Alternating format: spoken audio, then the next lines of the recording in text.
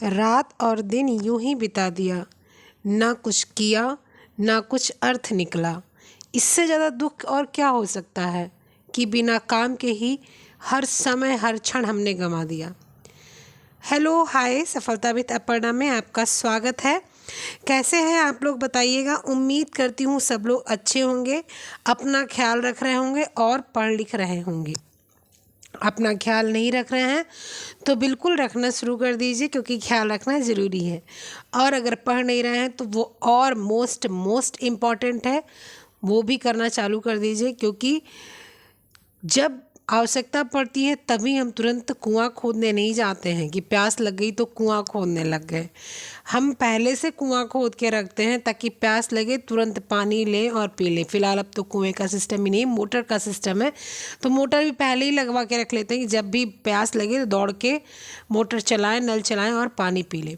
उसी तरह से पढ़ाई भी है। मौका मिला है आपको, बहुत अच्छा मौका मिला है। किसी के पास इतनी तैयारी नहीं है। मैं क्वेश्चन कराती हूँ, मैंने देखा है किसी के पास इतनी तैयारी नहीं है जो 100% क्वेश्चन को सही कर ले जाए। और जब तक 100% क्वेश्चन नहीं सही हो जाते तो अपने आप को तब तक कम ही समझिए, तब तक पढ़ते रहिए पढ़ते रहिए पढ़ते रहिए।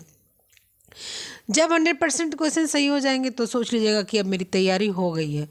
और फिलहाल मेरे टेलीग्राम चैनल पर अगर आप आते हैं तो मुझे पता है कि आपकी तैयारी बेस्ट होगी। और क्या मैं क्या बताऊं भाई, सब लोग अच्छा ही करवा रहे हैं, लेकिन मैं थोड़ा सा यूनिक करने की कोशिश करती हूँ। यूनिक लेकर क्वेश्चंस आती हूँ। ये तो यूथ प्रैक्टिस सेट है, इसमें मैं कुछ अलग नहीं ला सकती, लेकिन टेलीग्राम पर मैं हमेशा अलग क्वेश्चंस लाती हूँ। मैं ऐसे नॉर्मल क्वेश्चन लेकर नहीं आती, इसलिए क्योंकि मैं क्वेश्चन को देखती हूँ क्वेश्चन कहाँ से इस बार बन सकते हैं 21-22 में। तो जो है जब 22 के क्वेश्चन को आप 21 के क्वेश्चन को देखते हैं, 16 के क्वेश्चन को देखते हैं, तो आपको समझ आता है क्वेश्चन कहाँ से बन सकते हैं। तो जब वो क्वेश्चन कहाँ से बन सकते हैं ये हम लोग समझते हैं तो उस क्वेश्चन को हम लोग प्रिपेयर करने की कोशिश करते हैं। तो उसी के अनुरूप में क्वेश्चन टेलीग्राम पर करवाती हूँ। आप लोग ज़रूर जुड़ें, ज़रूर जो है अपनी तैयारी करें। और तैयारी हमेशा ज़्यादा कहते हैं ना कि जो है हमारे हस्बैंड हमेशा कहते हैं कि सिखलाई जितनी कठिन होती है ना उतनी ही सफलता आसान होती है। चलिए फिर शुरू करते हैं। आइए, क्वेश्चन नंबर 1 आज का प्रैक्टिस सेट 41 है। यूथ प्रैक्टिस सेट 41 है और 41 का क्वेश्चन नंबर 1 क्या है आइए देख लेते हैं। आइए, नायलॉन कपड़े के तंतु इससे बनते हैं। नायलॉन कपड़े के तंतु इससे बनते हैं। किससे बनते हैं बताइए। नायलॉन जो है उसके तंतु किससे बनते हैं बताइए, किससे बनते हैं। क्या वो आपके नम वेट कताई से बनते हैं, मतलब कि नम गीली कताई इसको बोलते हैं, नम कताई से बनते हैं। क्या वे जो है सूखी कताई से बनते हैं।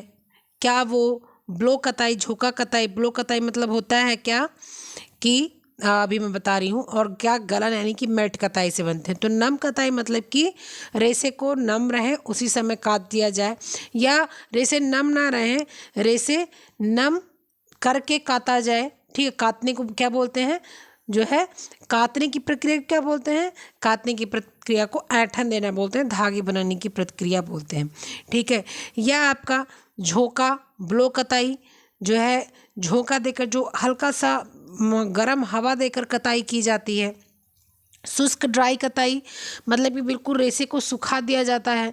ठीक है, गलन मेल्ट कटाई, मेल्ट कताई कहने का मतलब सारे जो है जितने भी तत्व होते हैं मिलाया उनको, सारे केमिकल्स को उसको गलाया पिघलाया और इसके बाद में उसको स्पिनेटर से डाला और स्पिनेटर से डालने के बाद उसको धागा बनाया। तो ये सारी चीज़ें अब पूछा जा रहा है कि क्या होता है कैसे होता है। तो लीलन जो होता है थोड़ा सा नम रहता है तभी उसकी कताई की जाती है, बहुत सूखी कताई लीलन की नहीं की जाती है।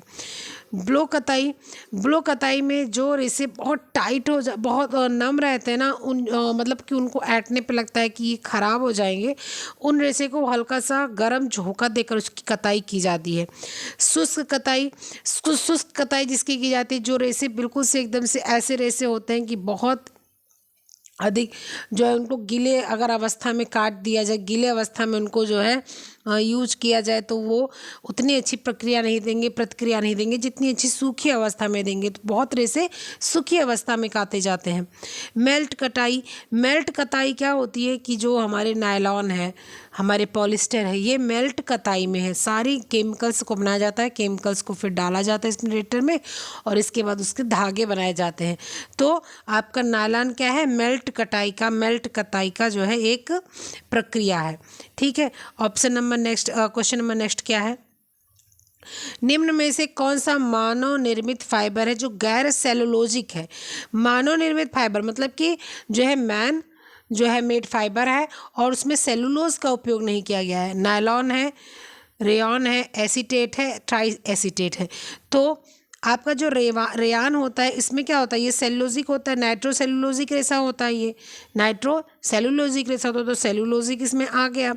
एसीटेट रेयान का ही प्रकार है, ट्राई एसीटेट रेयान का ही प्रकार है। तो जब ये तीनों रेयान का ही प्रकार है यानी कि तीनों जो है सेलुलोजिक रेसा है। लेकिन जो नायलॉन है इसमें क्या सेलुलोज, क्या इसमें लकड़ी की लुगदी गुद्दा प्रयोग किया जाता है, बिल्कुल नहीं प्रयोग किया जाता। तो लकड़ी का गूदा नहीं प्रयोग किया जाता यानी कि नायलॉन क्या है, सेलुलोजिक रेसा है। नेक्स्ट क्वेश्चन क्या है, आइए देख लेते हैं हम लोग। हेक्सामिथाइल डायअमाइन एडेपिक एसिड के पॉलीमर को क्या कहते हैं। हेक्सामिथाइलिन डायअमाइन और एडिपिक एसिड के पॉलीमर को हम लोग क्या कहते हैं, डेक्रान बोलते हैं, नायलॉन बोलते हैं, रेयान बोलते हैं, पॉलिस्टर बोलते हैं। तो डेक्रान के उसको हम लोग क्या बोलते हैं, पॉलीमर्स को क्या बोलते हैं वो समझ लीजिए। डेक्रान को हम लोग बोलते हैं डाई मिथाइल टेरिफ्थलेट।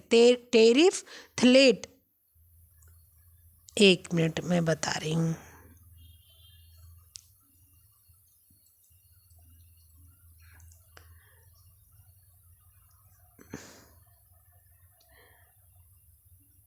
क्या बोलते हैं डेक्रान के बोलते हैं, डेक्रान समझ लीजिएगा ना, क्या बोलते हैं, डाई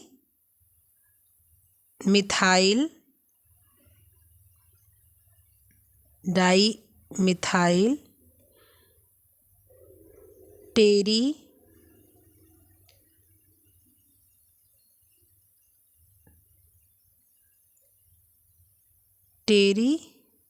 टेरिफेथलेट। ठीक है,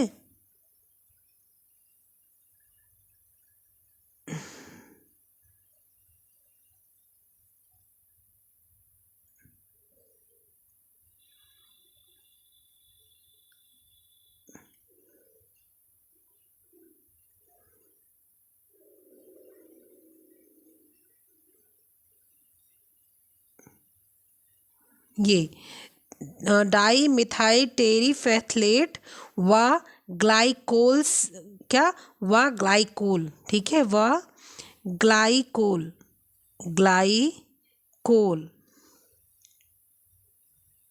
इसे लिखने में बहुत दिक्कत होती है ना, हाथ से लिखा जाता है इसलिए थोड़ा दिक्कत होती है।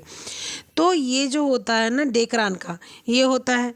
इसके बाद में आपका क्या होता है, रेयान का सबको अभी मैंने बोला, सभी को अभी मैंने बोला क्या, जो है उसका नाइट्रोसेलुलोज बोला, किसका, डेक्रान का, उसका रेयान का। पॉलिस्टर का क्या होता है, पॉलिस्टर का होता है कि एल्कोहल एसिड व अल्कोहल की प्रतिक्रिया कराई जाती है कंडेंसन पर, और प्रक्रिया कराई जाती है तो कंडेंसन पॉलीमर होता है। ठीक, क्या बनता है, कंडेंसन पॉलीमराइजेशन होता है जिसकी प्रक्रिया से पॉलिस्टर बनता है। लेकिन इसमें क्या बोल रहा है, इसमें बोल रहा है hexa methyl diamine adipic acid व पॉलीमर से क्या बनता है, क्या कहते हैं उसको, तो उससे क्या बनता है, नायलॉन बनता है। डेक्रान मैंने बता दिया, डाई मिथाइल टेरिफ्थलेट ग्लाइकोल। ठीक है, इसके बाद में आपका पॉलिस्टर मैंने बताया किससे बनता है, एसिड अल्कोहल की प्रतिक्रिया कराने से कंडेंस पॉलीमराइजेशन किया जाता है। रेयान नाइट्रोसेलुलोजिक रेसा होता ही है। ठीक है, तो ऑप्शन नंबर नायलॉन जाएगा। अब चलते हैं नेक्स्ट क्वेश्चन पे। इनमें से कौन सा पुनर्निर्मित रेशे का उदाहरण है। पुनर्निर्मित मतलब कि उसको दोबारा बनाया गया है, पुनर्निर्मित मतलब दोबारा बनाया गया है, दोबारा उसको यूज़ किया गया है। लैलेन का मतलब हो गया लीलन, तो लीलन पुनर्निर्मित नहीं है। रेयान, डेक्रान, पुनर्निर्मित नहीं है, नायलॉन पुनर्निर्मित नहीं, ये बन ही नहीं सकते पुनर्निर्मित ना, क्योंकि ये सब जो है प्लास्टिक रेसे होते हैं, इनको पिघला के बनाया ही जाता है।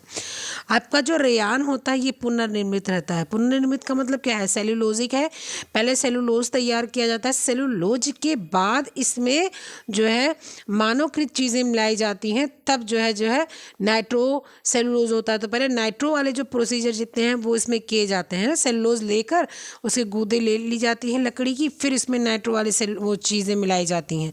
तो ये पुनर्निर्मित क्या है? रेयान है। चलिए नेक्स्ट क्वेश्चन क्या है देखते हैं।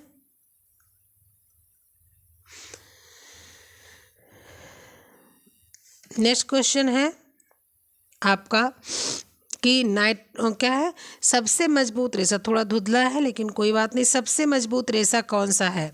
फ्लैक्स है, रेयान है, एक्रिलिक है, या आपका नायलॉन है? सबसे मजबूत रेशा आपका क्या है पूछा जा रहा है।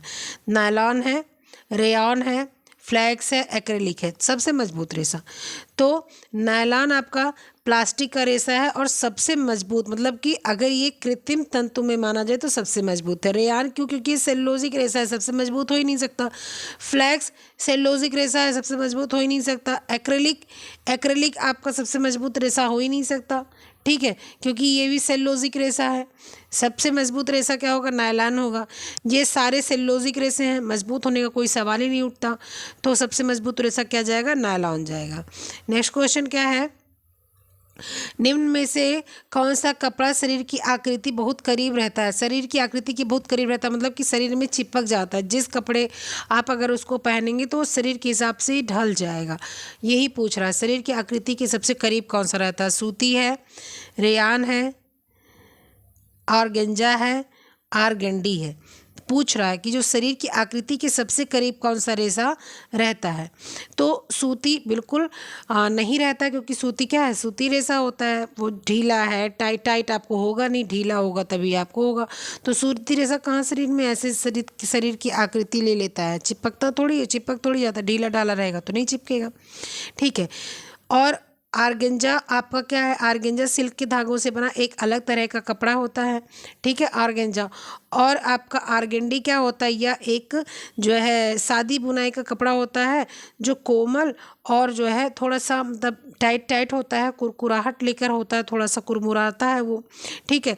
तो जब वो टाइट कपड़ा हो गया तो वो सटेगा नहीं, वो सिल्क हो गया तो वो सटेगा नहीं। सिल्क जब भीगेगा शरीर तभी उसमें चिपकेगा, आपका कॉटन जब शरीर भीगेगा तभी चिपकेगा। लेकिन रेयान का कपड़ा है, जब उसको आप पहनते हैं तो शरीर का आकार ले लेता है, क्योंकि सेल्यूलोज भी है और उसमें क्या है जो है प्लास्टिक भी मिला हुआ है। रेयान की खोज कब की गई थी? 19वीं शताब्दी में की गई थी, ठीक है। और ये क्या है? ये सेल्यूलोजिक रेशा है, ये लकड़ी के बांस के जो है और कागज़ की लुगदी से बनता है, इसीलिए पहले सेल्यूलोज इसमें लेते हैं, फिर बाद में इसमें और सारी चीज़ें ली जाती हैं। अर्धतलर पदार्थ को स्पिनेटर में डाला जाता है और उनको बारीक छेदों से निकाला जाता है, ठीक है। तो ये सारी चीज़ें आपके रेयान में की जाती हैं। तो रेयान क्या है? रेयान एक आपका बनावटी मानव निर्मित रेशा है। तो ये क्या होता है? एक तो सेलुलोज है, दूसरा इसमें प्लास्टिक है, और दोनों जब मिलते हैं ना तो जिस हिसाब से इसको पहनो, जिस शरीर में, उस शरीर के उभार को, उस शरीर का जहाँ कम है कहाँ ज़्यादा उभार है, उस सबको वो अपने हिसाब से ढाल लेता है, कहने मतलब उसी में शरीर में चिपक जाता है, ठीक है। तो ऑप्शन नंबर आपका क्या सही हो जाएगा? रेयान सही हो जाएगा। नेक्स्ट क्वेश्चन आपका क्या है ये देख लेते हैं हम लोग। पॉलीमाइड रेशा है, पॉलीमराइड इसको बोलते हैं। पॉलीमराइड रेशा है पॉलिस्टर, एक्रिलिक, नायलॉन या आपका पॉलीएथिलीन, कौन सा रेशा है? तो आपका जो है पॉलीमाइड रेशा, अभी को मैंने बताया कि जो है एक्रिलिक आपका जो है इसमें आ जाता है, रेयान का प्रकार में आ जाता है। नायलॉन आपका पॉलिस्टर आपका, पॉलिस्टर मैंने बताया कि एसिड और अल्कोहल की प्रतिक्रिया कराने पर कंडेंसन पॉलीमराइजेशन होता है, पॉलीमाइड रेशा नहीं है ये, ठीक है। इसके बाद में पॉलीएथिलीन रेशा, पॉलीएथिलीन रेशा भी जो है ऐसा नहीं है। पॉलीएथिलीन में भी क्या किया जाता है?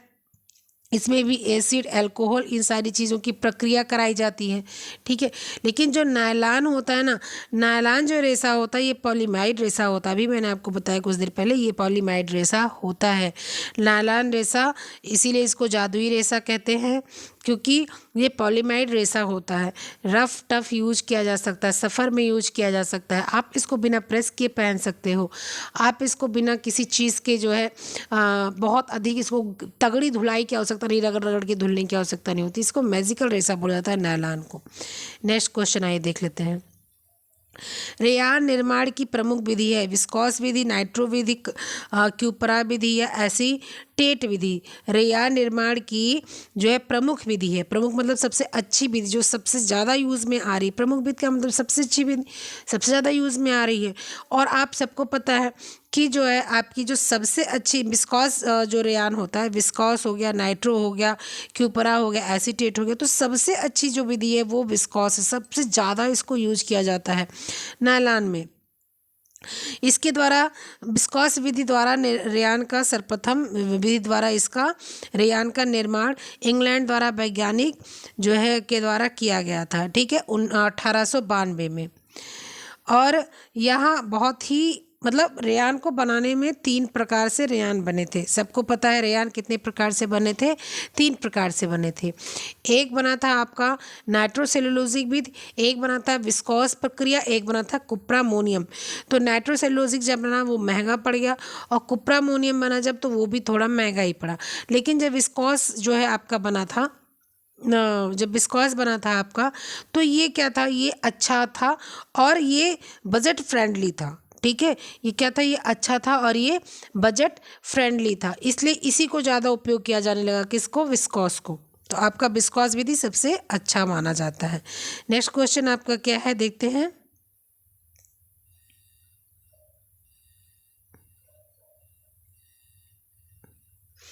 विस्कॉस रेयान के निर्माण को सही अनुक्रम में बताना है। विस्कॉस रेयान के विनिर्माण को सही अनुक्रम में बताना है। स्टीपिंग प्रक्रिया, भिगोने की प्रक्रिया, मथने की प्रक्रिया, लकड़ी की लुगदी का अनुकूलन और काल प्रभावन प्रक्रिया। तो कैसे करना है, तो सबसे पहले आपको क्या करना होता है, सबसे पहले आपको क्या करना होता है, लकड़ी की जो लकड़ी की लुगदी का अनुकूलन, मतलब कि लकड़ी है, लकड़ी को क्या करना है, लुगदी बनाना है। लकड़ी को लुगदी बनाना है, लुगदी बनाकर लकड़ी को काटना पीटना है, क्योंकि उसको लुगदी के अनुकूल करना है। तो लकड़ी को क्या करेंगे, काटे पीटेंगे उसको, उसके पीस निकालेंगे और उस पीस को क्या करेंगे आप, पानी में गलाएंगे, पानी में भिगाएंगे। तो लकड़ी की प्रक्रिया को आप क्या करेंगे, जो है पानी में भिगाएंगे। पानी में भिगाने के बाद में जो है लकड़ी गीली भीग जाएगी, क्योंकि हरा वो रहता है, बाँस रहता है और एकदम से मतलब ऐसा सेल्यूलोज रहता है जो गल जाए।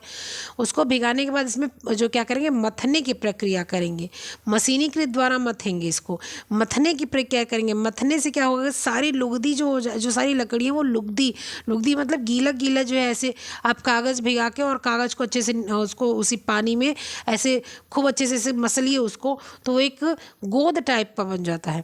चिपकता नहीं हाथ में, लेकिन वो सेम टू सेम स्लाइम आप लोग देखे होंगे, आजकल स्लाइम बहुत बच्चे खेलते हैं, तो स्लाइम की प्रक्रिया उसमें आ जाती है। तो क्या हो जाएगा, मथने की प्रक्रिया करनी पड़ेगी भिगाने के बाद में।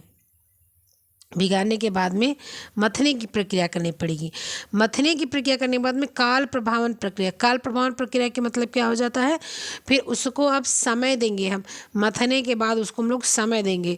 समय देने का मतलब है कि अब उसको हम लोग थोड़ा सा जो है उसके पानी वानी को निचोड़ने की क्रिया करेंगे, आगे की क्रिया करेंगे। उसमें काल मतलब समय लगेगा, समय प्रभावी होगा, वो सुखाने उखाने की प्रक्रिया उसमें की जाएगी। ठीक है, तो ऑप्शन नंबर क्या है, तीसरा है, पहला है, दूसरा है, तीसरा है, पहला है। अच्छा, हाँ, पहले उसको भिगाए, वो क्या करेंगे, भिगाएंगे, भिगाने में उसको छोड़ देंगे, मतलब बोला ना, उसको छोड़ दिया जाएगा, काल प्रभावन कर दिया जाएगा, छोड़ दिया जाएगा। छोड़ने के बाद मथने की प्रक्रिया की जाएगी। मथने की प्रक्रिया के बाद क्या किया जाएगा, उसको छान कर सुखाया जाएगा। तो आपका क्या हो जाएगा, तीसरा, पहला, चौथा, दूसरा। ऑप्शन नंबर बी आपका सही हो जाएगा। नेक्स्ट क्रिया क्या है, रेयान के निर्माण को सही क्रम में लगाना है। टुकड़े घोलना, जेंथनेशन, एजिंग, डुबाना, काटना। ठीक है, अब आपको क्या करना है ये बताना, रेयान का निर्माण जो है उसको बताना। तो सबसे पहले रेयान के निर्माण के लिए अभी हम लोगों ने उस ऊपर भी रेयान ही किया था, नीचे भी रेयान ही कर रहे हैं। तो सबसे पहले क्या करना है, स्टिपिंग करना है। स्टिपिंग मतलब क्या करना है, उसको आपको सबसे पहले लकड़ी लेनी है, लकड़ी के जो टुकड़े हैं उसको लेना है, और टुकड़ों को क्या करना है, सबसे पहले टुकड़ों को क्या करना है, लेकर और लेने के बाद में उसको क्या करना है, डुबाना है, किसमें, पानी में। ठीक है, तो सबसे पहले लकड़ी के टुकड़ों को लेना है और उसको पानी में डुबाना है। ठीक है, तो सबसे पहले हम लोग क्या करेंगे, लकड़ी के टुकड़े को लेंगे।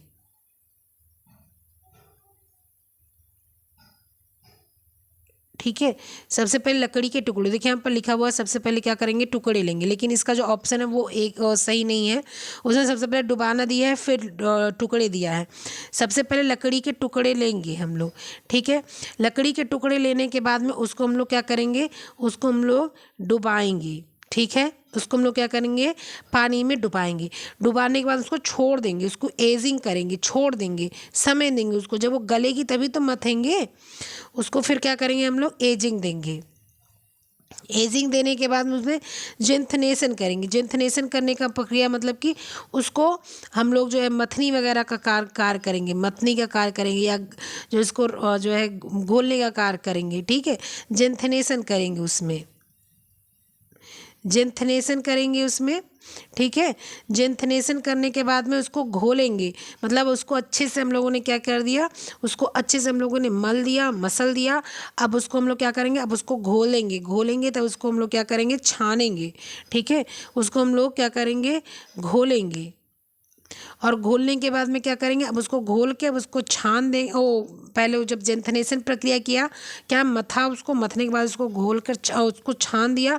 छानने के बाद उसको जो प्लास्टिक वाला नाइट्रोजन और जो सारे वहाँ पर प्लास्टिक जो है घोल के हम लोग रखे थे, बना के रखे थे, उस घोल को हम लोगों ने क्या करना है, जो ये लुगदी तैयार है उस लुगदी में मिला देना है, और उसको एक घोल तैयार करना है। घोल तैयार करने के बाद में क्या करना है, घोल तैयार करने के बाद में काटने की प्रक्रिया करना। अब घोल तैयार हो गया, अब उसको स्प्रेटर से डालेंगे। क्या करेंगे, सबसे पहले टुकड़े लेंगे, टुकड़े लेने के बाद में उसको क्या करेंगे, उसको क्या करेंगे, डुबोएंगे। डुबोने के बाद में क्या करेंगे, उसका हम लोग उसको टाइम देंगे, एजिंग देंगे, टाइम देंगे, उसको बैठने देंगे, उसको उसमें रहने देंगे। रहने के बाद में हम लोग क्या करेंगे, जेंथनेशन करेंगे, उसको मथेंगे, अच्छे से मथ लेंगे। मथने के बाद में हम लोग क्या करेंगे, मथने के बाद में उसको जो है छान लेंगे, छान के साफ़ कर लेंगे। साफ़ करने के बाद में जो उसकी लुगदी है उसको किस में मिलाएंगे, जो हम लोगों ने घोल प्लास्टिक वाला तैयार कर रखा था उसमें उसको घोलेंगे। घोलने के बाद में स्प्रेटर से उसको डाल के धागा तैयार करेंगे। तो आपका ऑप्शन नंबर आएगा पहला, पांचवा, चौथा, ये इसमें प्रक्रिया आएगी। प्रक्रिया आपकी ऑप्शन नंबर ये सही है, बस आपको ये वाला इधर कर देना है, ये वाला इधर कर देना। पाँच की जगह एक कर दीजिए, और एक की जगह क्या कर दीजिए, पाँच कर, ओ क्या कहते हैं, हाँ पाँच कर दीजिए, बस ऑप्शन ये सही हो जाएगा। ठीक है, चलिए नेक्स्ट क्वेश्चन देखते हैं क्या है। रेयान के पोशाक में क्रमिक रूप से सिकुड़न होती है। रेयान के पोशाक में क्रमिक रूप से सिकुड़न होती है, मतलब कि कहीं कहीं सिकुड़न पड़ जाती है और लाइन वाइज सिकुड़न पड़ती है उसमें। अतः इन पोशाकों को सुखाने तथा इस्त्री करने में सावधानी बरतनी चाहिए। और रेयान के जो पोशाक होते हैं उनको क्या करना चाहिए, उनको थोड़ा सा हम लोग को सुखाने में और प्रेस करने में सावधानी बरतनी चाहिए। ए तथा आर दोनों सही है, ए सही है परंतु आर गलत है, ए गलत है परंतु आर सही है, ए तथा आर दोनों गलत है। तो रेयान की पोशाक है उसमें बिल्कुल सिकुड़न पड़ती है। क्यों नहीं सिकुड़न पड़ेगी, जब सेलुलोजिक रेशा है तो बिल्कुल सिकुड़न पड़ेगी। अतः इन पोशाकों को सुखाने तथा इस्त्री करने में सावधानी बरतनी पड़ती है। बिल्कुल, रेयान सेलुलोजिक रेशा है, पानी सब सेलुलोजिक रेशे में पानी सबसे अधिक सोखता है रेयान। ठीक है, रेयान सबसे अधिक सोखता है, 13% पानी रेयान सोखता है। अब 13% पानी सोखता है तो उसको सुखाने में ध्यान तो देना पड़ेगा, अगर नहीं ध्यान देंगे तो इसमें फंफूद लग जाएगी। ठीक है, और इसके बाद में इस्त्री भी इसमें गाढ़ी करनी पड़ेगी, टाइट इस्त्री करनी पड़ेगी, तभी इसका सिकुड़न जाएगा, यानी कि ए और आर दोनों करेक्ट हैं। नेक्स्ट क्वेश्चन क्या है आपका, नेक्स्ट क्वेश्चन देखते हैं।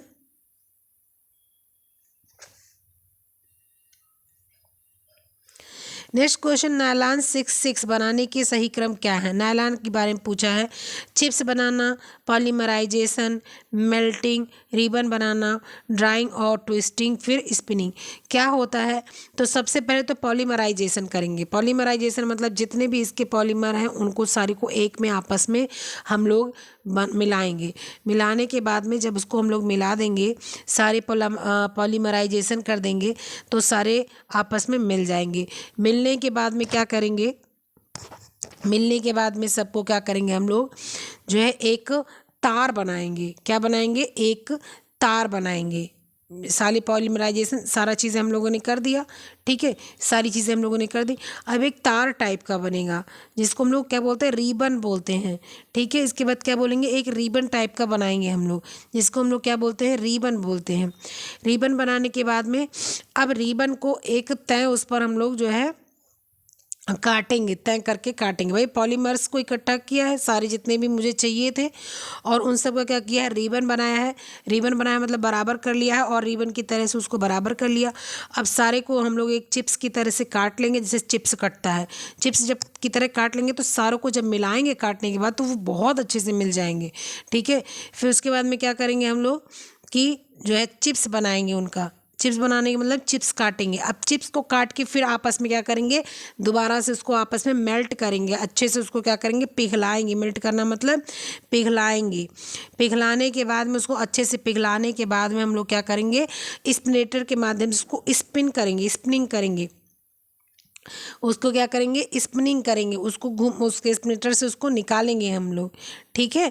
उसको क्या करेंगे? स्पिनेटर से निकालेंगे। इस पर ड्राइंग और ट्विस्टिंग। अब उसको क्या करेंगे? उसको खींचते जाएंगे, उसको खींचते जाएंगे। अब वो खींचेंगे तो सूखेगा ही वो। अब उसको हम लोग क्या नायलॉन को क्या करते हैं? नायलॉन को जो है स्पिनेटर से जब डालते हैं तो उसको खींचते ही ना। स्पिनेटर ऐसा ही तो बना होता है, स्पिनेटर ऐसा बना तो इसी से ऐसे निकलता है। अब इसको खींच रहे हैं, खींच रहे हैं, खींच रहे हैं, और इसको ट्विस्ट करते हुए खींचा जाता है।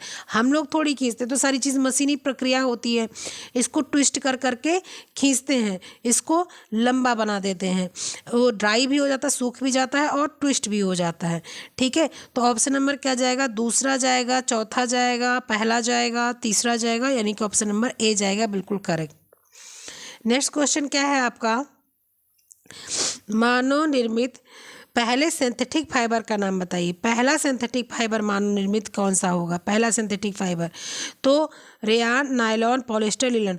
तो सिंथेटिक फाइबर पूर्ण रूप से रेयान होता नहीं है, लेकिन मानव निर्मित पहला पूछ रहा है, इसलिए हम लोग रेयान ही कहेंगे, क्योंकि इसमें सेलुलोज के साथ साथ में सिंथेटिक यानी कि आपको प्लास्टिक भी मिलाया गया है इसमें, क्योंकि इसको हम लोगों ने रेशम की जगह पर यूज़ करने के लिए बनाया था, इसलिए इसमें सेलुलोज भी डाल दिया, और इसमें हम लोगों ने ऐसे चीज़ें भी डाली इसमें शाइनिंग भी रहे, इसीलिए इसमें शाइनिंग की वजह से हम लोगों ने पॉलीमर्स को यूज़ किया, और जो है सेलुलोज को इसलिए यूज किया ताकि उसमें सॉफ्टनेस हो, जो देखने में आपको सिल्क जैसा फील हो।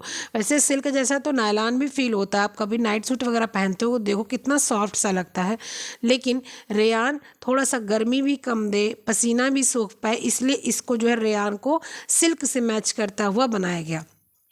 तो मानव निर्मित पहला जो है Ryan, nylon, polyester, linen.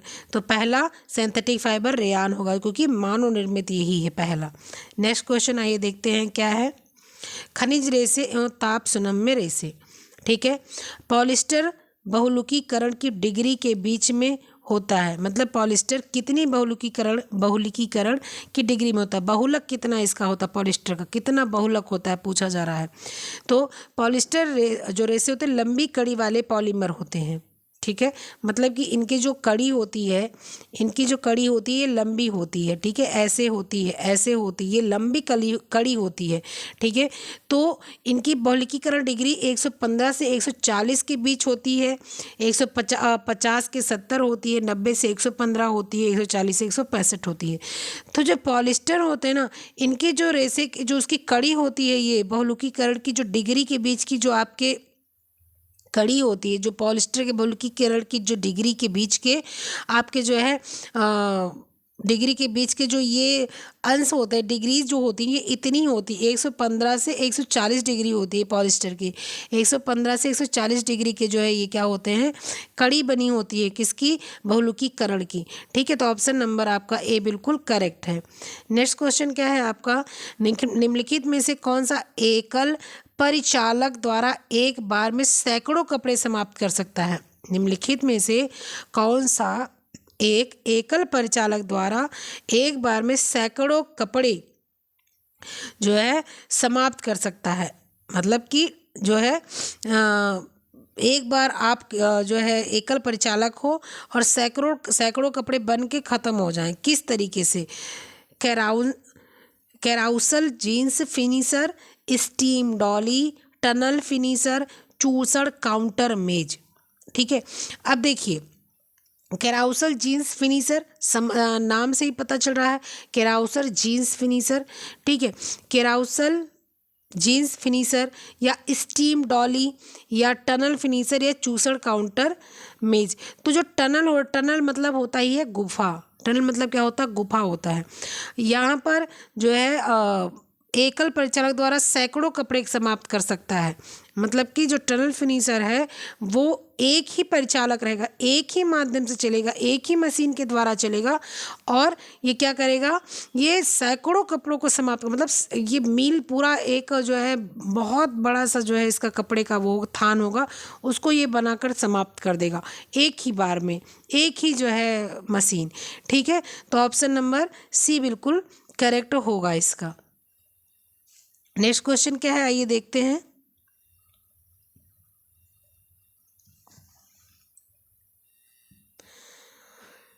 Next question है कि उस फाइबर का नाम बताइए जो डाई हाइड्रिक अल्कोहल और डाई कार्बोक्सिलिक एसिड के साथ प्रक्रिया करता है। मैंने अभी कुछ देर पहले बताया था, पॉलिस्टर है, नायलॉन है, रेयॉन है, लिनन है।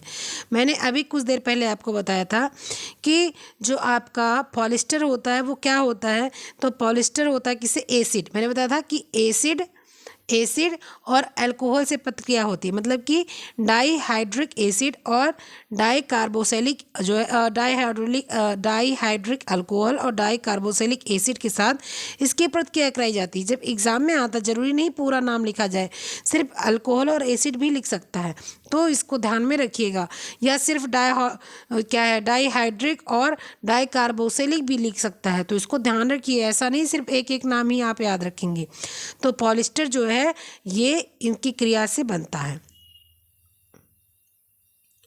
आरलान के निर्माण के निम्न में से कौन सा कच्चा माल का रूप में प्रयोग किया जाता है। आरलान एथिलीन ग्लाइकॉल, एक्रिलोसाइट्रिल या वेनाइल क्लोराइड या टेराफ्थलीट एसिड।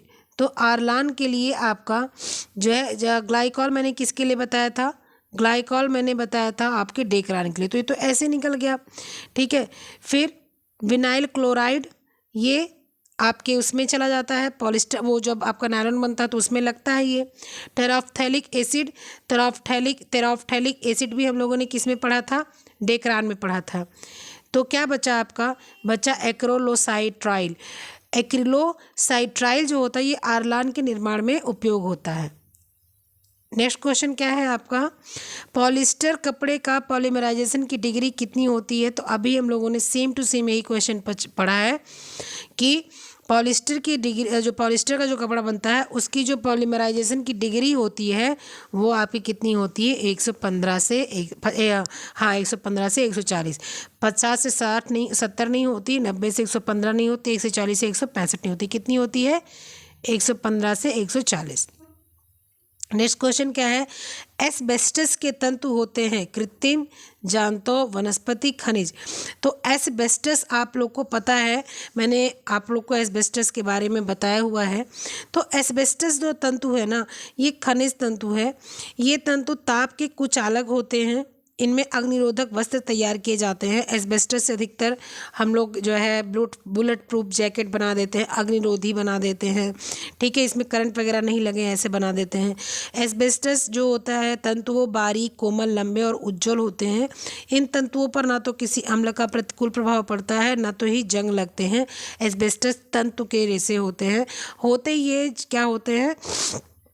एस्बेस्टस खनिज तंतु होते हैं, वानस्पतिक तंतु ही होते हैं, लेकिन और ये प्राकृतिक भी होता है एस्बेस्टस, ठीक है। तो एस्बेस्टस आपका जो है जो तंतु होता है ये आपका बनाया जाता है, ठीक है। एस्बेस्टस तंतु क्या होते हैं आपके मैंने एक बार पढ़ाया था आपको कि कृत्रिम तंतु, तो कृत्रिम तंतु जब पढ़ाया था तो मैंने उसमें एस्बेस्टस का नाम लिया था, तो उसमें मुझे बहुत लोगों का जो है आया था ये मैसेज कि नहीं एस्बेस्टस तंतु क्या होता है, एस्बेस्टस क्या होता है, तो मैंने बताया था कि एस्बेस्टस क्या होता है, ठीक है। तो एस्बेस्टस जो होता है ना ये भी आपका एक क्या होता है खनिज तंतु होता है। ये आपका क्या होता है खनिज तंतु होता है। खनिज तंतु मतलब कि ये भी एक आपका वानस्पतिक ही तंतु होता है, लेकिन एक खनिज के द्वारा बनाया जाता है, ठीक है। और कृत्रिम तंतु नहीं होता है, ये जानतो तंतु भी नहीं होता है, ये वानस्पतिक तंतु होता है, लेकिन ये खनिज तंतु होता है। इससे लोहे से, चांदी से और एल्युमिनियम से इस तरह का तंतु एक होता है, उससे बनता है, ठीक है। वनस्पति मतलब तो एक हिसाब से ये मान लीजिए नहीं प्राकृतिक तंतु बोले, सॉरी वनस्पति नहीं बोल सकते इसको हम लोग, वनस्पति नहीं प्राकृतिक तंतु बोलेंगे। खनिज तंतु है प्राकृतिक तंतु बोलेंगे। ये बनाया नहीं मतलब ये खुद नहीं बनाया था, ये प्रकृति के द्वारा ही मिलता है जमीन खोद कर, ठीक है। तो प्राकृतिक रेशा होता है और खनिज तंतु होता है एस्बेस्टस। अगर खनिज तंतु को जगह अगर खनिज तंतु ना दे, मान लीजिए कृत्रिम दिया, जानतो दिया, वनस्पति दिया, प्राकृतिक दिया, तो प्राकृतिक भी आप लिख सकते हैं। नेक्स्ट क्वेश्चन क्या है? खिलाड़ियों द्वारा पहने जाने वाले वस्त्रों के लिए काम में आने वाला तंतु है, स्पेंडक्स है, कांच युक्त है, धातु युक्त है, कार्बन युक्त है। तो खिलाड़ी आपने देखा है कैसे कपड़े पहनते हैं, कांच युक्त पहनते हैं क्या? कैसे पहने कांच युक्त? पहन के उनको जो है उर्फी जावेद का आपने ड्रेस देखा जो कांच पहन के, अब बेचारी क्या करे, वो जो है पहन के चल भी नहीं सकती। खिलाड़ी तो बस जो है उनको बस दौड़ना धूपना ही है, तो क्या करेंगे वो, ठीक है। फिर धातु युक्त भी नहीं। अब मान लीजिए एस्बेस्टस पहन लें तो क्या कर पाएंगे वो? कुछ कर पाएंगे? नहीं कर पाएंगे। या जो है कोई धातु का बना हो, जैसे मान लीजिए सोने चांदी के तार का बना हुआ हो, तो भी नहीं पहन सकते, समस्या आ जाएगी। कार्बन युक्त वो भी पहनना समस्याग्रस्त हो जाएगा। भाई आपके कार्बन युक्त कपड़े पहने क्या करेंगे? पहन के आरामदायक होना चाहिए ना। तो जो स्पेंडेक्स होता है यही कपड़ा जो है खिलाड़ी लोग पहनते हैं, इतना स्ट्रेचेबल होता है, फटता नहीं, गिरते हैं, पड़ते हैं, कूदते हैं, सब कुछ करते हैं यही कपड़ा। चाहे क्रिकेट खेला जाए, हॉकी खेली जाए, फुटबॉल खेला जाए, बैट बॉल खेला जाए, या कबड्डी खेला जाए, बैडमिंटन खेला जाए, टेनिस खेला जाए, कुछ भी खेला जाए, यही कपड़े। एक आपकी चेस्ट छोड़कर और सारे में यही कपड़ा पहन के खेला जाता है, ठीक है। चेस, स्कूनर, इस सब में नहीं। जो खड़े होकर सिर्फ बैठ कर खेलना है उसमें क्या, उसमें तो आप कोट पैंट पहन के खेलो, क्या फ़र्क पड़ता है, ठीक है। तो ऑप्शन नंबर ए बिल्कुल करेक्ट है। तो आज हम लोगों ने इतने क्वेश्चन किए। कोई भी क्वेश्चन में समस्या हो तो बिल्कुल कमेंट बॉक्स में जाकर आप कमेंट कीजिए।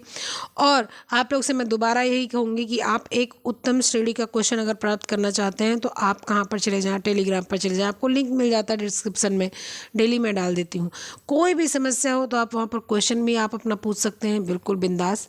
और क्वेश्चन आप कमेंट बॉक्स में भी पूछ सकते हैं। ग्रुप में अगर ऐड होना चाहते हैं, वहाँ भी क्वेश्चन डालना चाहते हैं तो डाल सकते हैं, आपकी इच्छा। क्वेश्चन अगर आपको पूछना है, समझ नहीं आता तो बिल्कुल आप पूछ सकते हैं। आपके पास बहुत से रास्ते हैं क्वेश्चन पूछने के, और मैं लेट लपेट देर सवेर उत्तर देती ही देती हूँ, ठीक है। फिर मिलते हैं नेक्स्ट वीडियो में, तब तक के लिए पढ़ते रहिएगा, ख्याल रखिएगा और बिल्कुल दिमाग पढ़ाई से मत हटाइएगा, ठीक है। Okay bye.